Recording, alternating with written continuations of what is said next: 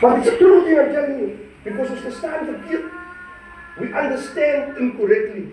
So let me tell you everything. Who is the giver of gifts? Is it not God? Is he not the giver of gifts? Now let me tell you something about gifts. When it's your birthday, my brother, I don't buy her a gift.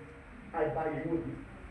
Because the proximity of the gift is in your life. So how can it be your birthday, but I buy her a gift? That's how the Spirit of God works. When God has given you a gift to be a parent, let me tell you something. There are probably a few million women on this earth today, they cannot bear children. Some of them have a lot of money. They spend hundreds of thousands of rands on fertilities and drugs and doesn't work. God has given you more than one child. He has made you fruitful. Isn't that a gift? Why do I call it a gift? Because not everyone qualifies for it. But you see, the giver of the gift is God. Now what are you doing with the gift?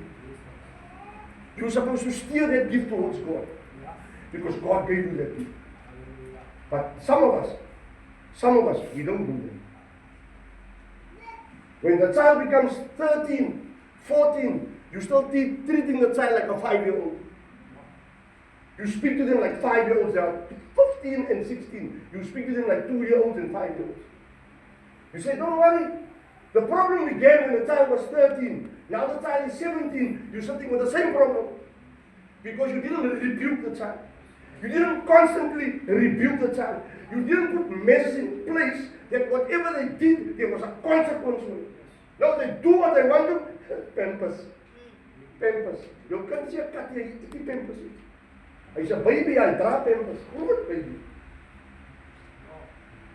And then soon, you sit with a 30-year-old child in your house, eating your food, can't keep a job, laying around, can do nothing. They can't do what tell me. Now they are big enough and old enough to give you hiding. Doing the thing. You are running to church all your life. Your children don't even obey God. Who do you want to blame? Nee, it's groot. Hey, it began when the tree was green. Don't come try and bend a dry tree. It will break. You were supposed to bend it when it was green. But you refused to rebuke. You said, no, don't worry. It's a phase. It will stop. No. Now you're sitting in your house with a 30-year-old problem, eating your food, taking money from you, spending that money, the money that you were on alcohol and drugs and things that you don't do. Coming in at 3 o'clock in the morning, you must lay and wait and open the door. Doing what they want to.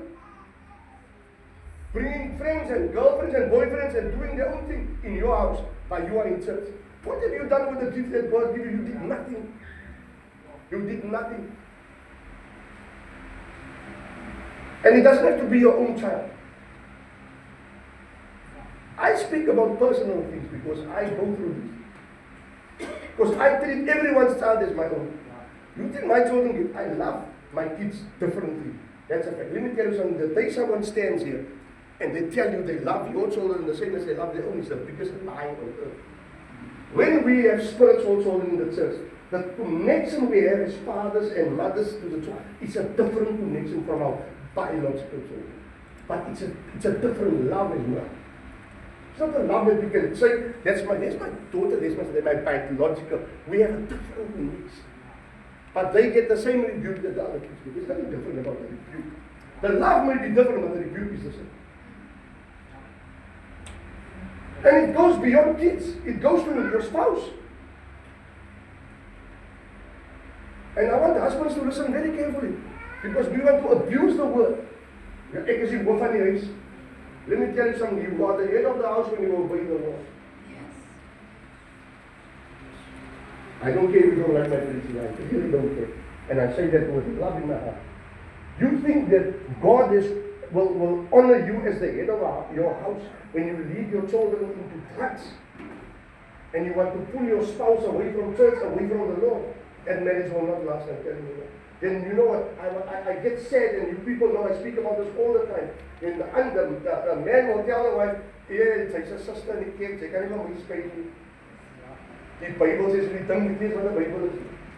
Ek het gehoor by iemand.